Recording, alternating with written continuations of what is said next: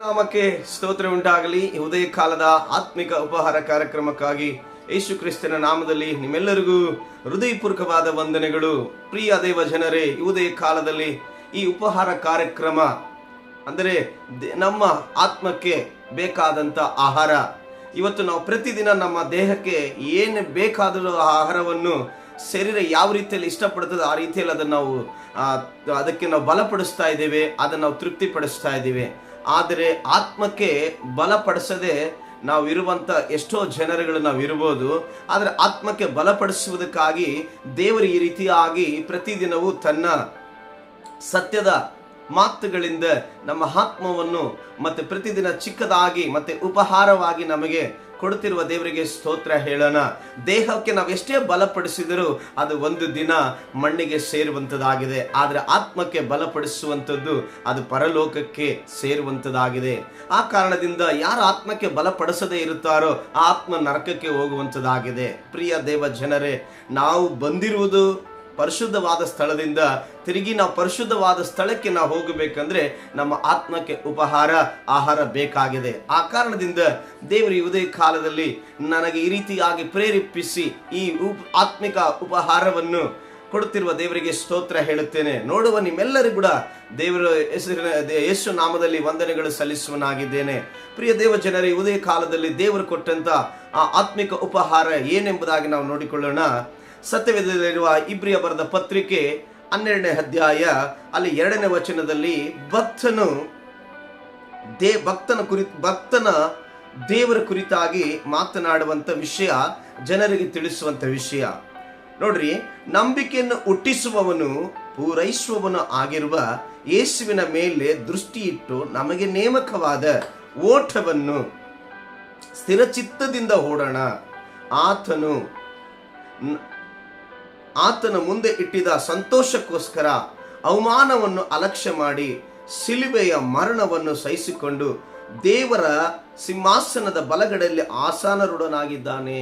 ಪ್ರಿಯ ದೇವ ಜನರೇ, ನಮ್ಮನ್ನು ಸೃಷ್ಟಿ ಮಾಡಿದ ಸೃಷ್ಟಿಕರ್ತನು ನಮ್ಮೆಲ್ಲರ ಪಾಪಗಳನ್ನು ತೊಳೆಯುವುದಕ್ಕಾಗಿ ಕರ್ತನಾಗಿರುವ ದೇವರು ಮನುಷ್ಯನ ರೂಪವನ್ನು ಈ ಲೋಕಕ್ಕೆ ತಾಳಿ ಈ ಲೋಕಕ್ಕೆ ಬಂದು ನಮ್ಮೆಲ್ಲರ ಪಾಪವನ್ನು ವಿಮೋಚನೆಗೊಳಿಸುವುದಕ್ಕಾಗಿ ಆ ಯೇಸು ಕ್ರಿಸ್ತನು ಆ ಶಿಲುಬೆಯಲ್ಲಿ ಆ ದಿನ ತಾನು ಬಲಿಯಾಗವಾಗಿ ಆತನ ರಕ್ತವನ್ನು ಈ ಲೋಕಕ್ಕೆ ಸುರಿಸಿ ಆತನ ದೇಹವನ್ನು ಈ ಲೋಕಕ್ಕೆ ಸುರಿಸಿ ತಾನು ತಿರುಗಿ 3ನೇ ದಿನದಲ್ಲಿ ಮೃತ್ಯುಂಜಯನಾಗಿ ಆತನು ಪರಲೋಕದಲ್ಲಿ ಸಿಂಹಾಸನದಲ್ಲಿ ರಾಜಾದಿರಾಜನಾಗಿ ಆಸೀನನಾಗಿದ್ದಾನೆ.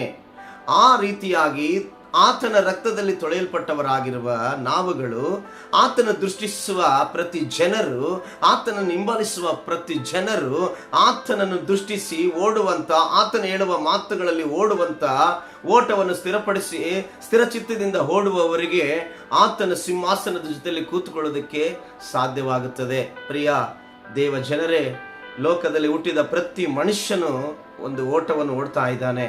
ಆದರೆ ಸ್ವಲ್ಪ ಜನರು ಓಡುವ ಓಟ ಎಲ್ಲಿಗೆಂದು ಗುರುತಿಸಿಕೊಂಡು ಓಡ್ತಾ ಇದ್ದಾರೆ, ಸ್ವಲ್ಪ ಜನರು ಗುರುತಿಲ್ಲದೆ ಓಡ್ತಾ ಇದ್ದಾರೆ. ಆದರೆ ಇವತ್ತು ಈ ವಿಡಿಯೋವನ್ನು ಈ ಕಾರ್ಯಕ್ರಮವನ್ನು ನೋಡ್ತಿರೋ ಪ್ರತಿಯೊಬ್ಬರಿಗೂ ದೇವರು ಹೇಳ್ತಾ ಇದ್ದೇನೆ, ನಾವು ಓಡುವಂತ ಓಟ ನಿಜವಾಗ್ಲಿ ಸತ್ಯವನ್ನು, ನಿಜವನ್ನು, ಜೀವವನ್ನು, ಮಾರ್ಗವನ್ನು ತಿಳಿದುಕೊಂಡು ಓಡುತ್ತಿರುವಂತ ಓಟ. ಅದು ಯೇಸು ಕ್ರಿಸ್ತನನ್ನು ದೃಷ್ಟಿಸಿ ಆತನ ಸ್ವಂತ ರಕ್ಷಕನಾಗಿ ಅಂಗೀಕರಿಸಿಕೊಂಡು ಆತನು ತಿಳಿಪಡಿಸಿದ ಮಾತುಗಳನ್ನು ಹೊಂದಿಕೊಂಡು ಇವತ್ತು ಪಾಪ, ಅನೀತಿ, ಅಧರ್ಮಗಳನ್ನು ಬಿಟ್ಟು ನಾವು ಇವತ್ತು ಓಡುತ್ತಿರುವಂತ ಓಟ ಅದು ನಿಜವಾದ ಓಟ. ಲೋಕದಲ್ಲಿ ಅಧರ್ಮಗಳು, ಪಾಪಗಳಲ್ಲಿ ಜೀವಿಸಿ ಓಡುತ್ತಿರುವವರ ಓಟ ಅದು ನರಕಕ್ಕೆ ಓಡುವಂತ ಓಟವಾಗಿದೆ. ಪ್ರಿಯ ದೇವ ಜನರೇ, ಈ ದಿನ ಉದಯ ಕಾಲದಲ್ಲಿ ನೋಡುತ್ತಿರುವವರು ದೇವರನ್ನು ದೃಷ್ಟಿಸಿರಿ. ಯಾರನ್ನ ನಂಬಿಕೆಯನ್ನು ಹುಟ್ಟಿಸಿ ಪೂರೈಸುವ ಆತನನ್ನು ದೃಷ್ಟಿಸಿ ನಾನು ಓಡುವುದಾದರೆ ಖಂಡಿತವಾಗಿ ಈ ಲೋಕದಲ್ಲಿಯೂ ಸಂತೋಷವಾಗಿಯೂ ಮತ್ತೆ ಪರಲೋಕದಲ್ಲಿಯೂ ನಾವು ಶಾಶ್ವತವಾಗಿರಲಿಕ್ಕೆ ಸಾಧ್ಯ. ಅದಕ್ಕಾಗಿ ನಮಗೆ ಕೊಟ್ಟಿರುವಂಥ ಓಟದಲ್ಲಿ ನಾವು ಯೇಸು ಸ್ವಾಮಿನ ದೃಷ್ಟಿಸಿ ಓಡೋಣ. ದೇವರು ನಿಮ್ಮನ್ನು ನೋಡುತ್ತಿರುವ ಪ್ರತಿಯೊಬ್ಬರನ್ನು ಒಳ್ಳೆಯ ಓಟದಲ್ಲಿ ಓಡಿಸುವಂತೆ ನಿಮ್ಮನ್ನು ಆಶೀರ್ವದಿಸಲೆಂದು ನಾನು ಪ್ರಾರ್ಥಿಸುವನಾಗಿದ್ದೇನೆ. ಪರಲೋಕದಲ್ಲಿರುವ ಒಳ್ಳೆಯ ತಂದೆ, ನಿನಗೆ ಸ್ತೋತ್ರಪ್ಪ.